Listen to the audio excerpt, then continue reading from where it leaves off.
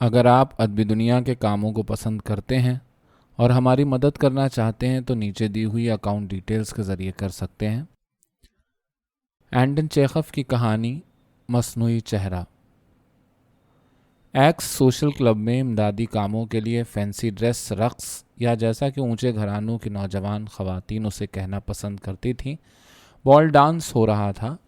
آدھی رات بیت چکی تھی۔ رقص سے دلچسپی نہ رکھنے والے دانشور جنہوں نے مصنوعی چہرے نہیں لگا رکھے تھے، ان کی تعداد 5 تھی۔ مطالعے کے کمرے میں بڑی سی میز کے گرد بیٹھے اپنی ناکوں اور داڑھیوں کو اخبارات کے اوراق میں چھپائے ہوئے پڑھ رہے تھے، اونگ رہے تھے اور ماسکو اور پیٹرزبرگ کے اخباروں کے نہایت ہی آزاد خیال نامہ نگار خصوصی کے الفاظ میں محو خیال تھے۔ بال روم سے 4 جوڑوں کے بیک وقت رقص والی موسیقی کی لہریں اندر آ رہی تھیں۔ دروازے کے سامنے سے ویٹر پلیٹوں کو کھڑکھڑاتے ہوئے بار بار تیزی سے گزر رہے تھے، لیکن مطالعے کے کمرے کے اندر گہری خاموشی چھائے ہوئی تھی۔ ایک دھیمی دبی دبی سی آواز نے جو چمنی کے اندر سے نکلتی ہوئی معلوم ہوئی، اس خاموشی کو توڑ دیا۔ میرا خیال ہے کہ یہاں ہمیں زیادہ سکون میسر ہو سکے گا۔ آئیے، یہاں آئیے آپ لوگ۔ دروازہ کھلا اور مور کے پروں سے آراستہ ہیٹ اور کوچوان کی وردی میں ملبوس کشادہ شانوں اور گٹھے ہوئے جسم کا ایک آدمی جس نے مصنوعی چہرہ لگا رکھا تھا، مطالعے کے کمرے میں داخل ہوا۔ مصنوعی چہروں والی 2 خواتین اور ٹرے سنبھالے ہوئے ایک ویٹر اس کے پیچھے پیچھے اندر آئے۔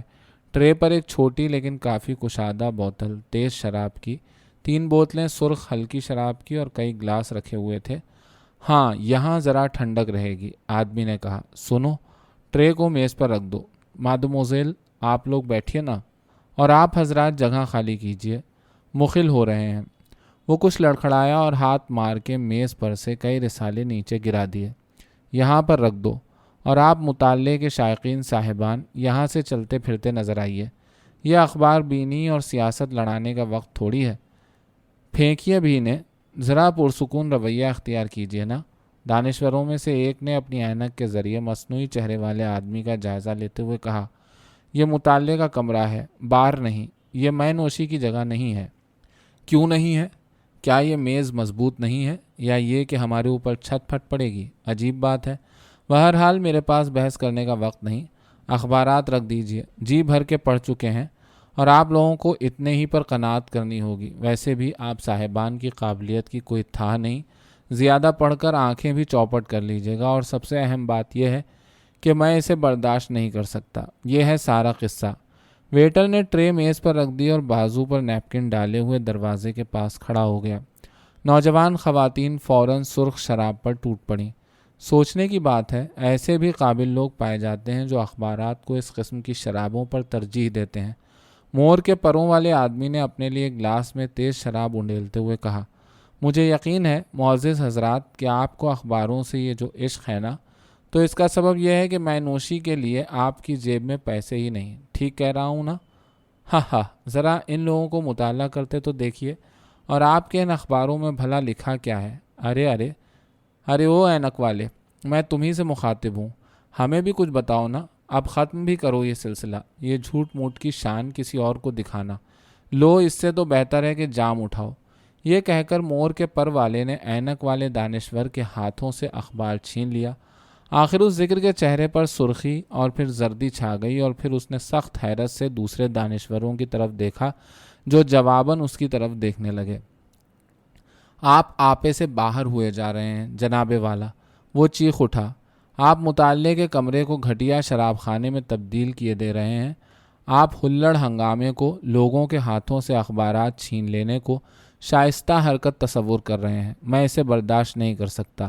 آپ نہیں جانتے کہ آپ کس سے مخاطب ہیں جناب والا۔ میں بینک مینیجر زیستیا کوف ہوں۔ مجھے خاک بھی پرواہ نہیں کہ تم زیستیا کوف ہو، اور جہاں تک تمہارے اخبارات کا تعلق ہے ان کی میری نگاہ میں کتنی وقت ہے، اس کا اندازہ تمہیں اس سے ہو جائے گا۔ یہ کہہ کر اس نے اخبار کے ٹکڑے ٹکڑے کر ڈالے۔ آخر اس سب کا مطلب کیا ہے شریف لوگوں؟ زیستیا کوف شدید غصے سے تقریباً بدحواس ہو کر بڑبڑایا۔ یہ انتہائی عجیب و غریب بات ہے۔ یہ تو سراسیمہ کر دینے والی صورتحال ہے۔ انہیں غصہ آ گیا۔ وہ شخص ہنس پڑا۔ ہائے ہائے، خوف سے میری جان ہی تو نکل گئی۔ دیکھیے نا، میرے گھٹنے کیسے تھر تھر کانپ رہے ہیں۔ خیر معزز صاحبان، ذرا میری بات سنیے، میرا آپ لوگوں سے باتیں کرنے کو بالکل جی نہیں چاہ رہا ہے۔ میں ان نوجوان خواتین کے ساتھ تنہا رہنا چاہتا ہوں، لطف اندوز ہونا چاہتا ہوں، اس لیے مہربانی کر کے کوئی جھگڑا نہ کھڑا کیجیے، شرافت سے چلے جائیے۔ وہ رہا دروازہ۔ ارے بیلے بخین، باہر نکل جاؤ، آخر یہ ناک بھوں کاہے کے لیے سکوڑ رہے ہو؟ میں کہہ رہا ہوں کہ جاؤ تو چلے جاؤ، تیزی سے کھسک لو ورنہ اٹھا کے باہر پھینک دیے جاؤ گے۔ کیا کہا؟ یتیموں کی عدالت کے خزانچی بیلے بخین نے، جس کا چہرہ تمتما اٹھا تھا، شانے اچکاتے ہوئے پوچھا۔ میں سمجھ نہیں پا رہا ہوں۔ ایک بدتمیز شخص کمرے میں گھس آتا ہے اور اچانک جو اس کے منہ میں آتا ہے بکنا شروع کر دیتا ہے۔ کیا کہا تم نے؟ بدتمیز شخص؟ مور کے پر والا آدمی چراغ پا ہو کر چلایا اور اس نے میز پر اتنے زور سے مکے مارے کہ ٹرے میں رکھے ہوئے گلاس اچھل پڑے۔ کچھ خبر بھی ہے کہ تم کس سے مخاطب ہو؟ تم سمجھتے ہو کہ محض اس بنا پر کہ میں نے مصنوعی چہرہ لگا رکھا ہے تم مجھے جو کچھ بھی چاہو کہہ سکتے ہو؟ کتنے تیز مزاج ہو تم بھی۔ میں تم سے کہہ رہا ہوں تو اس کا مطلب ہے کہ باہر نکل جاؤ، اور یہ جو بینک مینیجر ہے نا، یہ بھی دفان ہو جائے۔ تم سب کے سب باہر نکل جاؤ۔ میں نہیں چاہتا کہ ایک بھی بدماش کمرے میں باقی رہ جائے۔ جاؤ، دفان ہو جاؤ۔ وہ تو ہم ابھی دیکھیں گے، زیشتیاکوف نے کہا، جس کی عینک تک لگتا تھا کہ گھبراہٹ سے پسینے پسینے ہوئی جا رہی ہے۔ میں آپ کو مزہ چکھا دوں گا۔ ارے سنو، ذرا کسی میر تشریفات کو تو بلانا۔ چند ہی لمحوں میں سرخ بالوں والا ایک پستہ قد میر تشریفات، جس کے کوٹ کے گریبان کی لوٹ پر نیلے ربن کا ایک ٹکڑا لگا ہوا تھا، رقص میں تھک جانے سے ہانپتا ہوا مطالعے کے کمرے میں داخل ہوا۔ مہربانی کر کے اس کمرے سے چلے جائیے، اس نے کہنا شروع کیا۔ یہ پینے کی جگہ نہیں ہے، براہ کرم ناشتے کے کمرے میں چلے جائیے۔ اور یہ تم کہاں سے آ ٹپکے؟ مصنوعی چہرے والے نے پوچھا۔ میں نے تو تمہیں نہیں بلایا تھا۔ بلایا تھا کیا؟ مہربانی کر کے بدتمیزی نہ کیجیے اور یہاں سے چلے جائیے۔ تو سنو بھلے آدمی، میں تمہیں صرف 1 منٹ کا وقت دے رہا ہوں۔ تم میر تشریفات ہو، یہاں اچھی خاصی اہمیت رکھتے ہو، اس لیے ان مسخروں کو نکال باہر کرو۔ یہ میری مادموزیل لوگ جو ہیں نا، انہیں ایروں غیروں کی موجودگی بہت کھلتی ہے۔ بیچاریاں بڑی شرمیلی ہیں اور مجھے اتنا حاصل کرنے کی پڑی ہے جتنا ان پر خرچ کیا ہے۔ انہیں ان کی پیدائشی حالت میں دیکھنا چاہتا ہوں۔ لگتا ہے یہ اجڑ اتنا بھی نہیں سمجھ پا رہا ہے کہ وہ کسی سور خانے میں نہیں ہے۔ زیشتیاکوف غصے سے چیخا۔ یفسترات اسپریدونچ کو بلاؤ۔ یفسترات اسپریدونچ، سارے کلب میں آوازیں گونج اٹھیں۔ یفسترات اسپریدونچ کہاں ہیں؟ پولیس یونیفارم میں ملبوس بوڑھے یفسترات اسپریدونچ نے وہاں پہنچنے میں تاخیر نہ کی۔ مہربانی کر کے اس کمرے سے چلے جائیے، اس نے ترش لہجے میں کہا۔ اس کی بڑی بڑی ڈراؤنی آنکھیں باہر نکلی آ رہی تھیں اور خضاب لگی مونچھوں کے سرے پھڑک رہے تھے۔ ارے تم نے تو مجھے ڈرا ہی دیا، اس آدمی نے خوشی سے ہنستے ہوئے کہا۔ خدا کی قسم، تم نے مجھے بری طرح خوفزدہ کر دیا۔ کیسی مذاق خیز صورت ہے۔ خدا مجھے موت دے دے، بلی کے جیسے گل مچھے آنکھیں ہیں کہ باہر نکلی پڑ رہی ہیں۔ وہ ہنسنے لگا۔ بحث کی ضرورت نہیں۔ یفسترات اسپریدونچ غصے کی شدت سے کانپتے ہوئے دہاڑا۔ چلے جاؤ ورنہ دھکے دے کے باہر نکال دیے جاؤ گے۔ مطالعے کے کمرے میں شور قیامت گونج اٹھا۔ یفسترات اسپریدونچ اپنے لال بھبوکا چہرے کے ساتھ چیخ چیخ کر زمین پر پاؤں پٹک رہا تھا۔ زیشتیاکوف چلا رہا تھا، بیلے بخین چلا رہا تھا، سارے دانشور چیخ چلا رہے تھے، لیکن ان سب کی آوازیں مصنوعی چہرے والے کی دبی دبی حلق سے نکلتی ہوئی گہری آواز میں ڈوبی جا رہی تھی۔ اس عام افراتفری کی فضا میں رقص بند ہو گیا اور مہمان بال روم سے نکل کے مطالعے کے کمرے میں آ گئے۔ یفسترات اسپریدونچ نے ذرا روب جمانے کے لیے کلب میں اس وقت موجود دوسرے پولیس والوں کو بھی وہیں طلب کر لیا اور خود رپورٹ لکھنے کے لیے بیٹھ گیا۔ لکھو، ضرور لکھو، مصنوعی چہرے والے نے اپنی انگلی قلم کے نیچے رکھتے ہوئے کہا۔ اب مجھ بدقسمت کا انجام کیا ہوگا؟ ہائے ہائے، بیچارہ میرا سر۔ آخر آپ ایک بے سہارا یتیم کو برباد کرنے پر کیوں تلے ہوئے ہیں؟ وہ ہنسنے لگا۔ اچھی بات ہے، لکھیے۔ رپورٹ تیار ہو گئی، سب نے دستخط کر دیے۔ اب ملاحظہ ہو، 1 2 3۔ وہ اٹھ کے سیدھا کھڑا ہوا اور اپنے مصنوعی چہرے کو اتار ڈالا۔ اس نے اپنے نشے میں دھت چہرے کو بے نقاب کرنے اور اس سے پیدا ہونے والے رد عمل سے محظوظ ہونے کے لیے لوگوں کے چہروں پر نظریں دوڑائیں اور پھر اپنی کرسی پر تقریباً گرتے ہوئے زوردار قہقہا بلند کیا، اور رد عمل واقعی قابل دید تھا۔ دانشوروں نے انتہائی بوکھلاہٹ کے ساتھ ایک دوسرے کی طرف دیکھا، ان کے چہروں پر ہوائیاں اڑنے لگیں اور ان میں سے بعض اپنی گدیاں کھجلاتے نظر آئے۔ یفسترات اسپریدونچ نے کھنکھار کر کسی ایسے شخص کی طرح اپنا حلق صاف کیا جس سے انجانے میں کوئی نہایت ہی بھیانک غلطی سرزد ہو گئی ہو۔ یہ سارا ہنگامہ جس نے کھڑا کیا تھا اسے سبھی پہچان گئے۔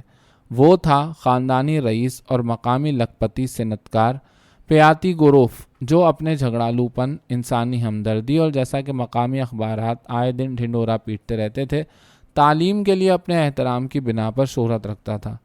اچھا، تو اب آپ لوگ جا رہے ہیں کہ نہیں؟ پیاتی گوروف نے پل بھر کی خاموشی کے بعد پوچھا۔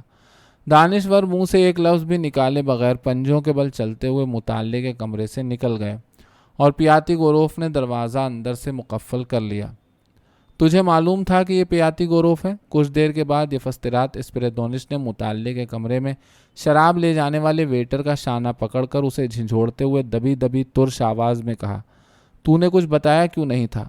مجھ سے نہ بتانے کو کہا گیا تھا۔ نہ بتانے کو کہا گیا تھا؟ ٹھہر جا بدماش، تجھے مہینے بھر کے لیے جیل پہنچا دوں گا، اور تب اس نہ بتانے کو کہا گیا تھا کا مطلب تیری سمجھ میں آ جائے گا۔ باہر نکل جا۔ اور آپ لوگوں کا بھی کوئی جواب نہیں ہے صاحبان، اس نے دانشوروں کی طرف مڑتے ہوئے اپنی بات جاری رکھی۔ خام خواہ ہنگامہ کھڑا کر دیا، گویا کہ آپ لوگ مطالعے کے کمرے سے 10 منٹ کے لیے بھی نہیں ہٹ سکتے تھے۔ یہ واہیات صورتحال آپ لوگوں کی پیدا کی ہوئی ہے اور اس سے خود ہی جان چھڑائیے۔ ارے صاحبان، آپ لوگوں کے طور طریقے مجھے ایک آنکھ بھی نہیں بھاتے، خدا کی قسم ذرا بھی پسند نہیں۔ دانشور اداس، پریشان اور نادم ہو کر کلب میں ادھر ادھر ٹہلنے اور ان لوگوں کی طرح آپس میں سرگوشیاں کرنے لگے جنہیں احساس ہو کہ بلا سر پر منڈلا رہی ہے۔ ان کی بیویاں اور بیٹیاں یہ سن کر کہ پیاتی گوروف کی توہین کی گئی ہے اور وہ برا مان گیا ہے، خاموش ہو گئیں اور اپنے اپنے گھروں کو روانہ ہونے لگیں۔ رقص رک گیا۔ 2 بجے رات کو پیاتی گوروف مطالعے کے کمرے سے نشے میں جھومتا لڑکھڑاتا باہر نکلا۔ وال روم میں پہنچ کر وہ بینڈ کے پاس بیٹھ گیا، موسیقی کی آواز پر اونگنے اور کچھ ہی دیر بعد سر لٹکا کے خراٹے لینے لگا۔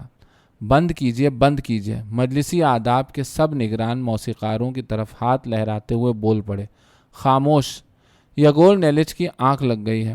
یگور نیلچ، کیا آپ پسند فرمائیں گے کہ یہ خادم آپ کو آپ کے دولت قدر تک پہنچائے؟ بیلے بخین نے لکھپتی کے کان کے قریب جھک کر دریافت کیا۔ پیاتی گوروف نے اپنے ہونٹ آگے نکالے جیسے گال پر سے کسی مکھی کو اڑانے کی کوشش کر رہا ہو۔ کیا آپ پسند فرمائیں گے کہ یہ خادم آپ کو آپ کے دولت قدر تک پہنچائے؟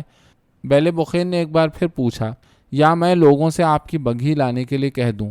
ہیں؟ کیا؟ اچھا، تو یہ تم ہو؟ کیا بات ہے؟ آپ کو گھر پہنچانا چاہتا ہوں۔ آپ کے آرام کا وقت ہو رہا ہے نا؟ گھر؟ ہاں، میں گھر جانا چاہتا ہوں، مجھے گھر لے چلو۔ بیلے بخین کا چہرہ مسرت و اطمینان سے چمک اٹھا اور وہ سہارا دے کر پیاتی گوروف کو کھڑا کرنے لگا۔ دوسرے دانشور بھی اپنے چہروں پر مسکراہٹوں کے کمل کھلائے ہوئے دوڑے دوڑے حاضر ہوئے۔ ان سب نے مل کر اس خاندانی رئیس کو اس کے قدموں پر کھڑا کیا اور انتہائی ادب و احتیاط سے سنبھالے ہوئے اس کو بگھی کے پاس لائے۔